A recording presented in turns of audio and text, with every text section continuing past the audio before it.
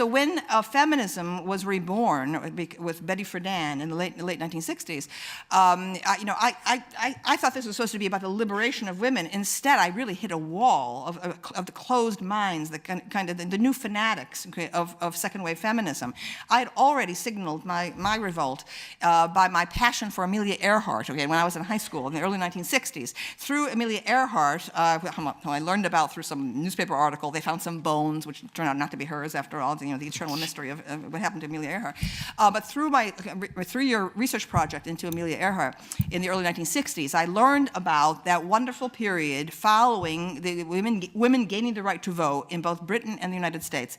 And these women like Katharine Hepburn, Dorothy Parker, Dorothy Thompson, Margaret Burke White. There were just so many, Anne Morrow Lindbergh. There were so many women who were achieving and who had attained a tremendous celebrity in the period of the 1920s, 1930s. That, to me, is my favorite period in feminism, okay? Because these women, okay, admired what men had done. Okay? There was no male bashing, as became systemic, okay, to second wave feminism. Okay? It's an absolute poison that has spread worldwide. Okay, a feminism based on denigrating men, trivializing what men have done, defining men as oppressors and tyrants through history. Okay, it is an absolute lie. I mean, there have been crimes against women. Where they have occurred, we must condemn them. Right, but men throughout history have given their lives, okay, and their labor for the support of women and children. Okay, so this is an element in second wave feminism that, to me, is an extrapolation of neuroticism on the part of these fanatics, okay, who have been attracted to this movement. Okay? And I've been at war. Or Amelia Earhart admired what Lindbergh had done, and she was called the Lady Lindbergh, okay, when she crossed the Atlantic,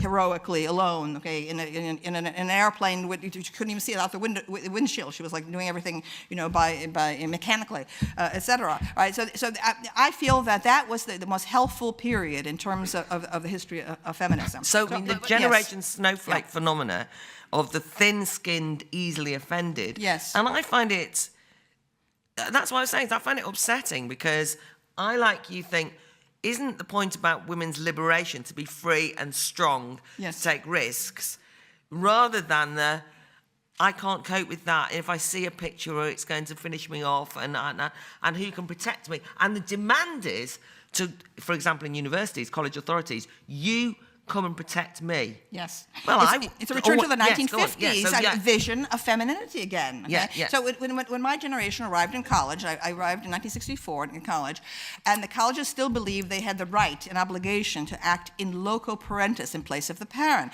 Therefore, the women's dormitories, women were compelled to sign in at 11 o'clock at night, so we were safely inside. The men could run free, for the whole night. We're the ones who said, get out of our private lives. And the colleges said, no, the world is dangerous. We must protect you against rape. And what my generation said was, give us the freedom to risk rape. That is true adulthood, okay, for women. And now everything has regressed. And I do believe it's because nothing has really happened, okay, to this generation. They have not had that initial experience that my generation did of war, and there's I think it's a result of the world of social media also, where people feel they have so many friends, okay, and they want a sense that reality is comforting them and cushioning them and so on. I think there's a great anxiety and a sort of weakness of outline of the personalities of young people. They do, to me, look like as an experienced classroom teacher of 45 years. I mean, I'm starting to self-censor as I speak to them. I'm starting to, it's not that I give trigger warnings or anything like that, but I do feel that they are easily upset, okay, and that their education has been without a realistic introduction to the barbarities of human history, right? I feel that ancient history must be taught, okay, and that there's too much presentism right now. Right? They see a comfortable world around them, the world of the shopping malls, a world of material prosperity, right? And they believe that by any problems in the environment can be remedied by just a little, using a screwdriver, slightly tighten a screw, all right? And soon utopia, will happen. They have no sense, okay, of the special privileges they enjoy in this very affluent, culture. So I believe in introducing young people to the disasters of history. But just actually on teaching, because I think that's the disasters of, that's a good curriculum. But they've just announced that they're getting rid of classical civilization A-level in this country. So that's worth knowing. Well, when second wave feminism suddenly burst out in the late 1960s and early 1970s, there was this claim being made by feminists that the history had been censored and that soon would be rediscovered all these unknown female geniuses in the history of the arts. And there really was that belief out there. So there was this search for the undiscovered woman Michelangelo and so on and so forth. Well, there is no woman Michelangelo. Instead, they'll add Artemisia Gentileschi, who's a perfectly capable, competent painter in a certain Baroque style that Rubens did better, etc. And so my book, Sexual Persona, my first book, is about what is the nature of artistic creation, and what is the nature of genius. And I said that men have indeed made most of the major landmarks in the history of the arts, and I tried to explain why. I said it's not because women have less talent, but that men are driven toward hallucination, obsession, diversion, from the priority of women's power over them. And I have all my theories about men's conceptualization that may indeed be related to the intelligence range. That is that women tend to show up at the great midpoint of the IQ range. And you have male geniuses and you have male morons, literally. And I also said that to me, crime. That crime is a conceptual activity, serial sex crime, and so on, and that this is, and I said there is no female Mozart because there is no female Jack the Ripper. You just do not find women showing up as serial murderers. So I think that the ideation is one of the products of the male mind. And I've seen many talented women. I knew many extremely competent and promising women, but what they lacked was the power of obsession. There are very few female obsessives. I think I'm one. And so on. But so I'm an odd sport, but I do feel I'm in between the genders.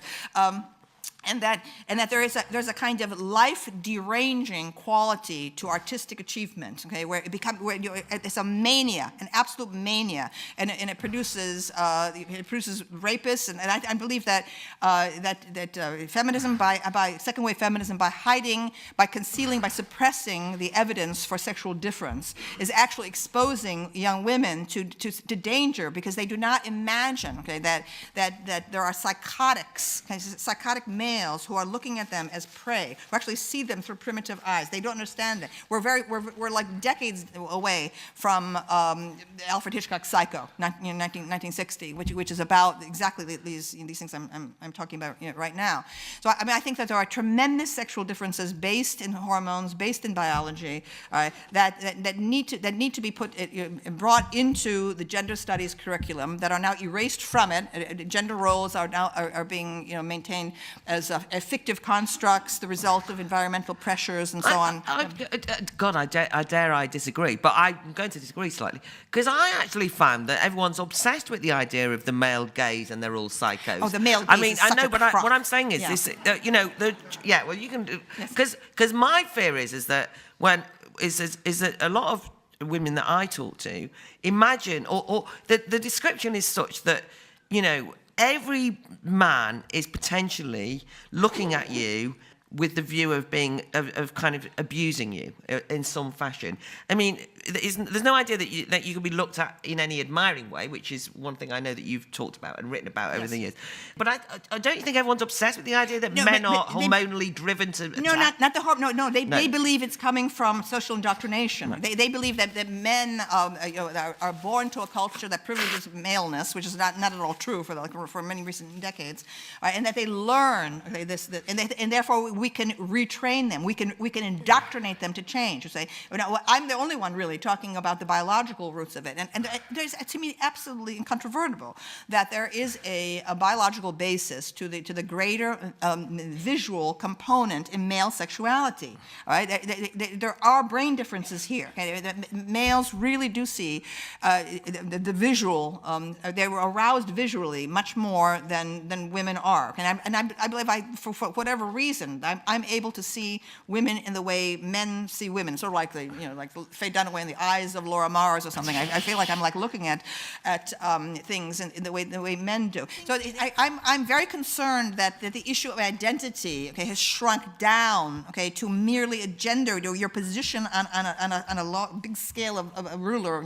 There's a tiny little infinitesimal gradations of gender, and has shrunk to the body itself, okay, and management of the body. And that is a sad consequence. I believe that identity should be much broader. See, we're in this period of a particular kind of desiccated secularism. Now, as an atheist, I still am extremely interested in religions. I feel that world religion should be taught in, at the most fundamental level. Then we would understand much more about Islam and everything else right now if people had been listening to me 25 years ago. Right? And I feel that identity should, like in my generation, 1960s, the people who took drugs, when they were searching for themselves, they discovered the universe through drugs. Okay, there was a vision quest like that of the Native Americans. So there was a metaphysical dimension to their in a tremendous kind of cosmic distance, okay, to their self-identification. They were explorers of the universe, of ultimate reality beyond society. Today, this is sad to me. Okay, yeah. The idea that I am just how do you identify? Okay, I am and there's like incredible range of things to choose from. Yeah, and that just shows you the failures of our educational system. Okay, which has tried to make everyone feel good and to have good feelings about themselves and no bullying, et cetera, instead of giving them hard knowledge about the past. Okay, there is much too much focus on the present. In other words, where diversity becomes a banner for let's remedy this in the present. I don't think that's the purpose of education. Okay, I think education is about opening the great past. Okay, and of global cultures generally. Okay, more knowledge, more hard knowledge. Okay? So this migration, okay, this transformation of the classroom situation and of the university setting into a praxis to cure present problems, that is wrong. The university should be about abstract and detached study of the past, okay, and of the global present. That human beings need religion. They need a religious perspective, a cosmic perspective. And getting rid of the orthodox religions because they were too conservative has simply led to the new religion of political correctness. All right, and so it's the same kind of fanaticism. I have found that second wave feminists, okay, it's like the Spanish Inquisition. I'm not kidding. Okay, like anything with any form of dissent, even within feminism, is treated as heresy, okay, and they actually try to destroy you. When I wrote my piece on date rape in 1991, there was clearly an organized campaign among feminist groups to get me fired from my university. They harassed the president of the university, and who thank heavens, okay, I had tenure, but also he took the very enlightened view that faculty are free to express their views. But if I were a younger faculty member, I wouldn't have dared to speak out. Okay, I would have been vulnerable in the promotion process and so on. So I do think that the independent thinkers have been driven out of academe. I mean, there are plenty of men who just gave up. Okay, I've heard abundantly from letters I've been getting for 25 years. I mean, there was one letter I remember very, very clearly from a woman who said that she was now painting houses in Missouri. Okay, and she said that she was in the comparative literature program at Berkeley, which is extremely PC and so on. And she said that every time in their seminar that she would express enthusiasm about the work under study, okay, and people would look at her as if she had created some offense, okay, because of course the new style is that you take this deconstructionist view, debunking view of great literature and art. Therefore, you wade into something which is admired by others, and you, with your red pen, check off, racism, sexism, homophobia, and so on. Right? So this is what's happening. happened is that the universities have increasingly become a place for the time servers, for the obedient, for the servile, right? And the true independent things are gone. Okay? And therefore, this is what I say. Okay, is that every individual, male or female, must see life as something that you are personally responsible for. You are responsible for your own education. Okay, you cannot be dependent on teachers, or people should be looking at college not as a place to receive. Most of the teachers are going to be conventional. Instead, it's an opportunity to read in the library. That's what I did. I went into the library, and I just my shrine was Yale's Sterling Library. I just went in there and I ransacked. Okay, so just floor after floor after floor, book after book after book, and I discovered all kinds of things, forgotten or suppressed voices. They're out there. Okay, illumination and enlightenment are there, available for every individual. It's a matter of personal responsibility. That's the essence of my feminism and of my approach to life. All right.